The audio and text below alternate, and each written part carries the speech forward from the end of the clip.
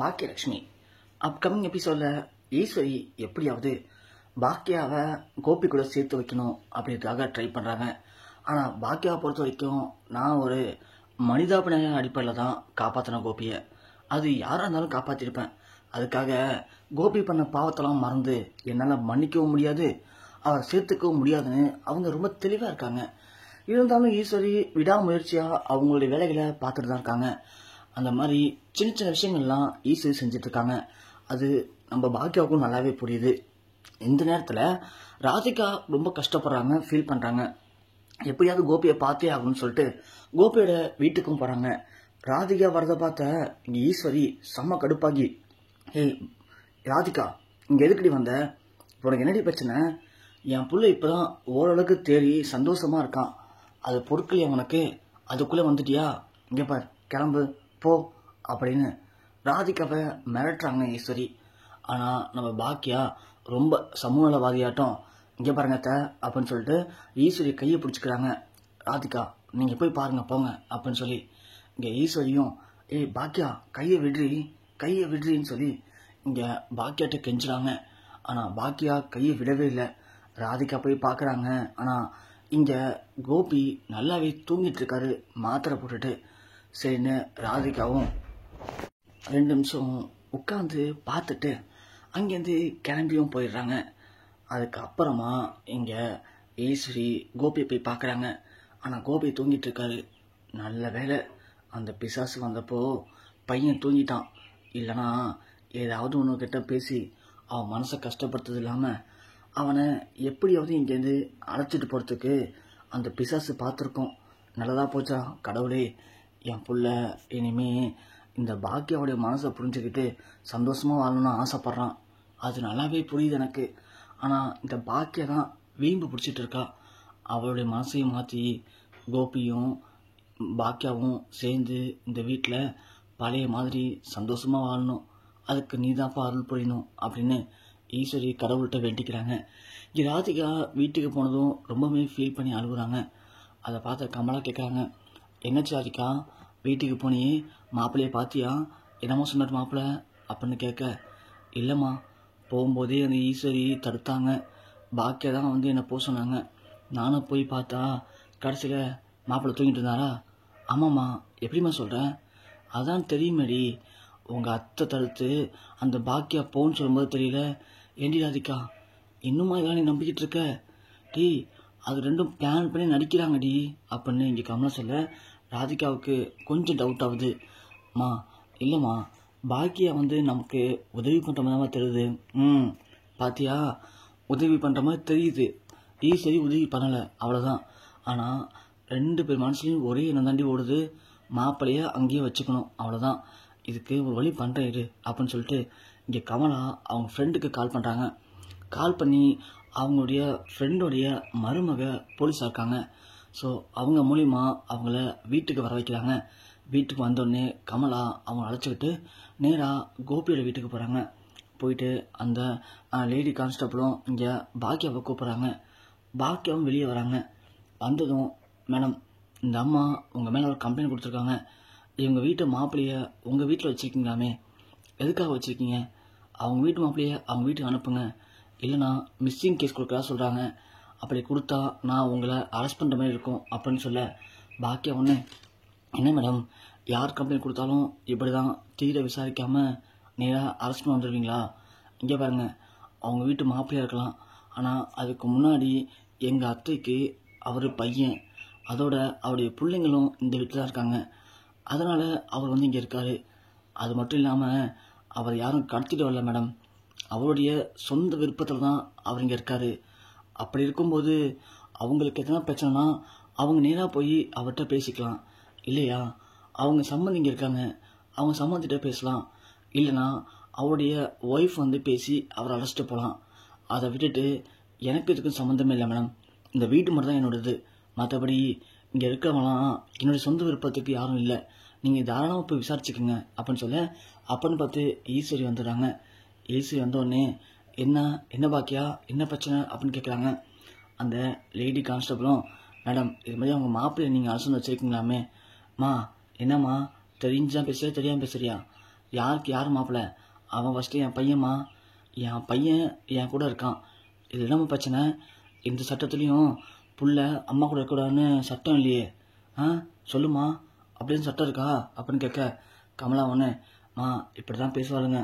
நீ என்ன பண்ணுற, என் மாப்பிள்ளைய என் வீட்டுக்கு அழைச்சிட்டு வா, இல்லைனா நான் கம்ப்ளைண்ட் தான் கொடுப்பேன் அப்படின்னு சொல்ல இங்கே ஈஸ்வரிக்கும் கமலாவுக்கும் வாக்குவாதம் அதிகமாக போகுது. அப்படின்னு பார்த்து கோபி வெளியே வர்றாரு.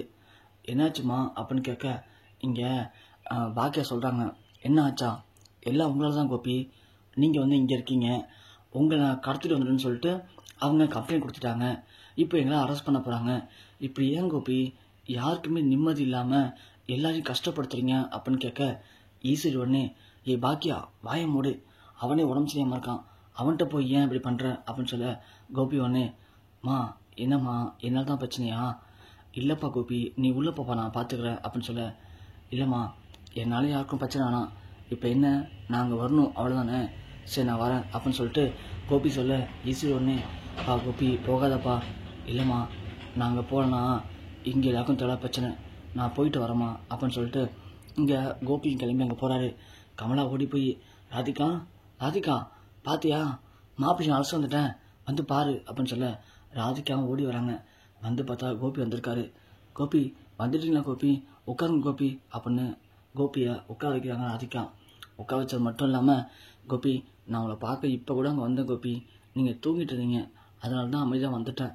அப்போ கூட உங்கள் அம்மா எவ்வளோ சண்டை போடாமல் தெரியுமா என்கிட்ட, எங்கே நீங்கள் என்னை விட்டு போயிடுவீங்கன்னு நான் பயந்துட்டேன் கோபி, நீங்கள் மயோ கூட பார்க்க வரல கோபி அப்படி இப்படின்னு ராதிகா சென்டிமெண்ட்டாக பேசுகிறாங்க. கோபி சொல்கிறாரு, ஏன் ராதிகா எனக்கு என்ன கோபம் உங்கள் மேலே, அன்றைக்கி எமர்ஜென்சி உயிரே போயிருக்கும், ஃபோன் பண்ணலை, நீங்கள் யாரும் எடுக்கவே இல்லையே, அதுதான் எனக்கு உங்கள் மேலே கோபம். ஏன் அத்தை கூட எடுக்கலை, இன்றைக்கி என் மாப்பிள்ளைன்னு உரிமையாக அங்கே கூப்பிட்றாங்க, ஆனால் அன்றைக்கி ஃபோன் பண்ணும்போது அந்த உரிமை எங்கே போச்சு ராதிகா அப்படின்னு கேட்க கோபி அது ஏதோ ஒரு இதில் கோபத்தில் எடுக்காமல் விட்டுட்டு கோபி. ஏன் ராதிகா ஏதோ ஒரு கோபத்தில் எடுக்காமல் விட்டுட்டேன்னு சொல்கிறியே, அன்றைக்கி பாக்கியாவும் ஃபோன் எடுக்காமல் இருந்தா நான் செத்துருப்பேன் ராதிகா, அப்படி செத்துருந்தானா இப்போது எப்படி தேடி வருவீங்க, செத்துட்டேன்னு போயிருப்பீங்களே, அப்போது என்ன கோபி சொல்ல வரீங்க அப்படின்னு கேட்க இல்லை ராதிகா நான் எதுவும் சொல்ல வரல, நீங்கள் சொல்கிறதுக்கு தான் நான் பதில் சொல்கிறேன், பாக்கியா மட்டும் இல்லைனா இன்றைக்கி நான் இங்கே இருந்திருக்க முடியாது ராதிகா, அதான உண்மை அப்படின்னு நீங்கள் கோபி சொல்ல கோபி திரும்ப திரும்ப நீங்கள் பாக்கியாவே இருக்காதீங்க, அது ஏதோ பாக்கியா அன்றைக்கி ஃபோன் எடுத்துட்டாங்க, பாக்கியம் எடுக்காமல் இருந்தால் நான் இன்னைக்கு உங்கள் முன்னாடி இருந்திருக்க மாட்டேன் ராதிகா அப்படின்னு கோபி சொல்ல இப்போ என்ன கோபி சொல்ல வரீங்க, அப்போ நீங்கள் பாக்கியா கூட தான் இருப்பீங்களா அப்படின்னு சொல்ல பாத்தியா ராதிகா இப்படி தான் நீ எதையுமே வேண்டாவதமாக தான் பேசுவ, நான் என்ன சொன்னால் நீ என்ன பேசுகிற பார்த்தியா, இல்லை கோபி அப்போ என்ன அர்த்தம் அதுக்கு, இப்போ என்ன பாக்கியம் நல்லவங்க நான் கெட்டவங்களா அப்படின்னு சொல்கிறாங்க. கோபி பாத்தியா ராதிகா உடம்பு சரியாமல் அந்த வீட்டில் இருந்தப்போ எங்கள் அம்மா என் பையன் என் பொண்ணுன்னு யாருமே என்னுடைய பழைய தவறு சுட்டி காட்டி பேசல, என்னை எப்படி சந்தோஷமாக வச்சுக்கலாம், எப்படி என் உடம்பை சரி பண்ணலாம் தான் யோசிச்சாங்க, ஆனால் நீ பாரு தப்பு எங்கே இருக்குது, யார் மேலே தப்பு, என்ன பண்ணலான்னு இப்படி என்னை சுட்டி காட்டி நான் பட தப்பெல்லாம் சொல்லி காட்டி என்னை கஷ்டப்படுத்தணும்னு நினைக்கிறேன், இதுதான் அதுக்கு எனக்கு பிடிக்க மாட்டுது அப்படின்னு சொல்லுவோம். தெரியும் கோபி உங்கள் அம்மா வீட்டு போயிட்டு வந்துட்டீங்களே, அதனால் நாங்கள் பண்ணுறது எல்லாமே உங்களுக்கு தப்பாக தான் தெரியும், அவங்க பண்ணுறது எல்லாம் கரெக்டாக தெரியும் கோபி, உங்களுக்கு இப்போது உங்கள் அம்மா வீட்டில் இருக்க தான் பிடிச்சிருக்கு, ஏன் சொல்லப்போனால் அந்த பாக்கியா கூட இருக்கணும் அதானே உங்களுக்கு ஆசை அப்படின்னு ராதிகா கேட்க இங்கே இப்போ ராதிகா திரும்பவும் சொல்கிறேன், பாக்கியாவை தப்பாக பேசாத, பாக்கியா சொல்ல வேணாம் விட்டுரு அப்படின்னு இங்கே கோபி சொல்ல அதான் தெரிஞ்சிச்சு கோபி உங்களுக்கு பாக்கியா பிடிச்சிருக்கு, பாக்கியா கூட சேர்ந்து வரணும்னு ஆசைப்பட்றீங்க, அதை தான் இப்போ உங்கள் அம்மாவோட ஒட்டிக்கிட்டு அங்கே போயிருக்கீங்க, அதுக்கு நாங்கள் எப்போவும் இறஞ்சதாக இருக்கோம் அப்படின்னு சொல்ல இங்கே கோபி ராதிகா இதுக்கு மேலே நீ பேசினா சத்தியமாக எனக்கு திரும்பவும் நெஞ்சில் வந்துடும், என் கூட வேணாம், எனக்கு இங்கே இருக்கவே பிடிக்கல, நான் அங்கேயே போகிறேன் அப்படின்னு கோபி எழுந்து போகிறாரு. உடனே கமலா ஏ ராதிகா என்னடி மாப்பிள்ளை இப்படி ஒன்று கணக்கு ஒன்று பேசி திரும்ப அங்கேயே அமுச்சு விட்டுட்ட, நான் எவ்வளோ கஷ்டப்பட்டு அழைச்சிட்டு வந்தேன் அப்படின்னு சொல்ல மா நீ வாய மூடுமா, அவர் இங்கே இருக்க மாட்டாருமா, அவரை பார்த்தியா எது பேசினாலும் அந்த குடும்பத்தை சப்போர்ட் பண்ணி தான் பேசுகிறாரு, அவரை வேணாம் விட்டுருமா அப்படின்னு சொல்ல கமலா ஏ ராதிகா எல்லாத்தையும் காரணம் நீ தாண்டி, அவர் ஆரம்பத்தில் அவர் பிள்ளைங்கள்ட்ட பேசுன்னு சொல்லும்போது கண்டிச்சிருக்கணும், வீட்டுக்கு பக்கத்தில் வீடு பார்க்கும்போது வேண்டான்னு சொல்லியிருக்கணும். இப்படி எல்லாத்துக்கும் ஒத்து ஊதி அவரை பக்கத்தில் வேணா வச்சுட்ட. அவர் இப்போ அங்கே ஒட்டிக்கிட்டாரு. இப்போ அங்கேருந்து பிரிக்க முடியல.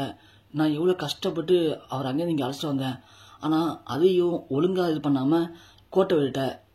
இப்படியே இருந்தால் இன்னதடி பண்ணுறது நம்ம அப்படின்னு இங்கே கமலா பேச, ராதிகாவனே மா இப்படியாப்பட்ட பச்சந்தி கூட வாழ்றதுக்கு நான் வாழா வெட்டியா இதே வீட்டிலே இருந்துருவோம்மா அப்படின்னு சொல்லிட்டு ராதிகா அழுதுகிட்டே ரூமுக்கு போயிடுறாங்க. இங்கே கமலாவுக்கு என்ன பண்ணுறதுன்னு தெரில. கஷ்டப்பட்டு மாப்பிள்ளைய அங்கேருந்து இங்கே அழைச்சிட்டு வந்தோம். ஆனால் மாப்பிள்ளை திரும்பவும் கோவப்பட்டு அங்கே போகிறாரு. திரும்ப போய் கூப்பிட்டா கண்டிப்பாக மாப்பிள்ளை வரமாட்டாரே. என்ன பண்ணுறது? என்ன பண்ணால் மாப்பிள்ளை திரும்ப ராதிகா கூட சேருவார் அப்படின்னு கமலா இங்கே திரும்பவும் யோசிக்க ஆரம்பிக்கிறாங்க.